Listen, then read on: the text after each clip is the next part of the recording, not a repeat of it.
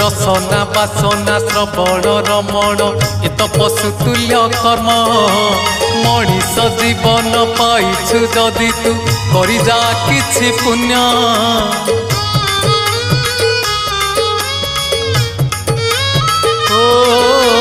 रसना बासना श्रवण रमण ए तो पशुतुल्य कर्म मनीष जीवन पाइछु जदि तू करि जा किछि पुण्य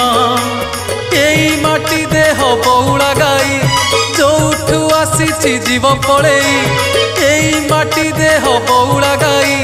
जोठू आसीछि जीव पळेई तो साथी रे जीवेनी केही एक जीवन तो सेई जिए प्रभु नाम धरे नाही धिक जीवन तो सेई जिए प्रभु नाम धरे नाही।